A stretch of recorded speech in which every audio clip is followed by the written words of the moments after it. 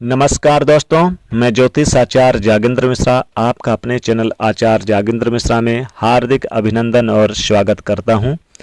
आपने स्वयं थंबनेल में देख लिया होगा, कर्क राशि आपके लिए आज का ये कार्यक्रम बहुत ही ज़्यादा विशेष रहेगा, बहुत ही ज़्यादा खास कार्यक्रम है जो कर्क राशि के जातक हैं। दोस्तों, एक साल में 120 दिन ऐसे होते हैं जब देवताओं के गुरु देवगुरु बृहस्पति वक्री हो जाते हैं, और आज मैं आपको समझाऊंगा कि कर्क राशि ये 120 दिन बृहस्पति वक्री होने वाले हैं 11 नवंबर 2025 से लेकर 11 मार्च 2026 तक। ये 2026 का एक बहुत बड़ा बदलाव, टर्निंग पॉइंट, क्योंकि वक्री का मतलब होता है अगर कोई शुभ ग्रह वक्री हुआ, जैसे बृहस्पति शुभ ग्रह हैं, शुभ ग्रह वक्री होने पर शुभता को बढ़ा देते हैं, या तो व्यक्ति के जीवन में बहुत बड़ा लाभ लेकर आते हैं या फिर बहुत बड़ा नुकसान लेकर आते हैं। लेकिन डिपेंड ये करता है कि आपकी राशि से वो प्लेनेट कहाँ पर है, वक्री हुए हैं तो कौन से हाउस में है, वक्री हुए हैं उनकी दृष्टि कौन से हाउस में पड़ रही है, आपके लिए वो शुभ है या फिर वो अशुभ, ये जानेंगे।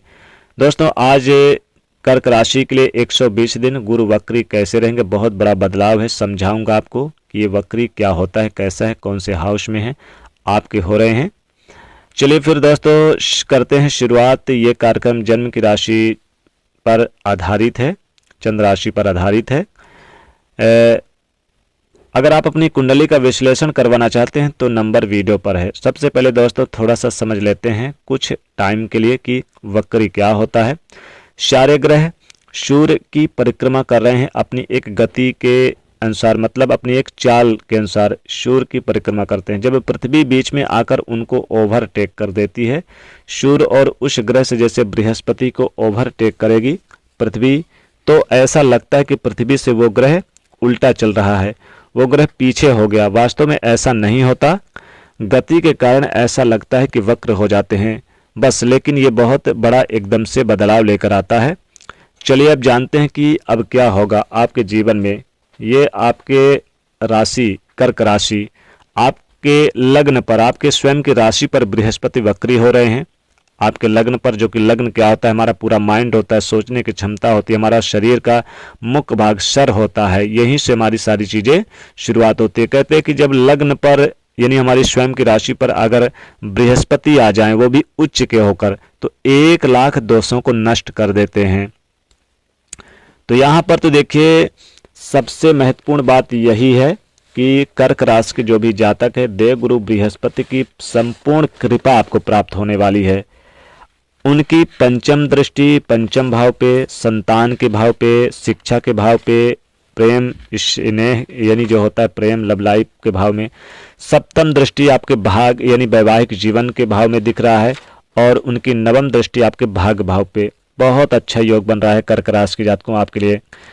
कैरियर में तो आपको अच्छा होगा, व्यापार में अच्छा होगा, लेकिन आपको संतान से संबंधित खुशखबरी जरूर मिलेगी। संतान को लेकर जो डिले था, संतान को लेकर जो चिंताएं चल रही थी, वो आपके लिए बड़ी खुशखबरी देंगे देवगुरु बृहस्पति। 11 नवंबर 2025 से 11 मार्च 2026 के बीच में आपको बड़ा अच्छा लाभ देंगे संतान को लेकर। वैवाहिक जीवन भी आपका शानदार रहेगा, दाम्पत्य जीवन में सुख समृद्धि बढ़ेगी। जो अलगाव, जो मतभेद, जो किसी प्रकार के मनमुटाव थे, वो सारे शिकवे गिले दूर होंगे। और अगर आप पार्टनरशिप में काम करते हैं, चाहे अपने जीवन साथी से कर रहे हो या फिर किसी अदर दूसरे से कर रहे हो, तो पार्टनरशिप में आपकी जो बातें पहले बिगड़ी हुई थी, वो बातें पुनः से एक बार स्थापित यानी अच्छी होगी। तो संतान और वैवाहिक जीवन के लिए अच्छा रहेगा। जो अविवाहित है, जिनका विवाह अभी तक नहीं हुआ, जिनके विवाह में काफ़ी मशक्कत करनी पड़ रही थी, उनके विवाह तय होने की संभावना है या फिर जोरों शोरों से चर्चाएं होंगी। साथ ही साथ यहाँ पर शिक्षा के मामले में उच्च शिक्षा ग्रहण कर रहे जातकों के लिए अच्छा रहेगा, लाभदायक रहेगा। कंपटीशन प्रतियोगी परीक्षा में भाग लेंगे, विदेश जाकर पढ़ाई का मौका मिलेगा। साथ ही साथ इस दौरान आपके लव लाइफ बहुत अच्छी रहेगी, एट्रैक्टिव रहेगी, एक दूसरे के प्रति आकर्षण बढ़ेगा और शादी विवाह के लिए प्रस्ताव भी आएंगे, ये ध्यान रखिएगा। साथ ही साथ बता दें कि कम्युनिकेशन स्किल में सफलता मिलेगी, नए प्रोजेक्ट पर कामयाबी मिलेगी और आपके जो आइडियाज है वो रियलिटी शो में कन्वर्ट होंगे। सिंगल है तो कोई हाथ थामने वाला इंपॉर्टेंट साथी मिल सकता है। मैरिज लोग हैं, थोड़ा सा हालांकि जो पहले साथी का एटीट्यूड ईगो था जो आपको बार बार टेंशन दे रहा था वो सब खत्म होगा, क्योंकि देवगुरु बृहस्पति की सप्तम दृष्टि सप्तम भाव को बिल्कुल निर्मल गंगा जल की तरह पवित्र कर रही है।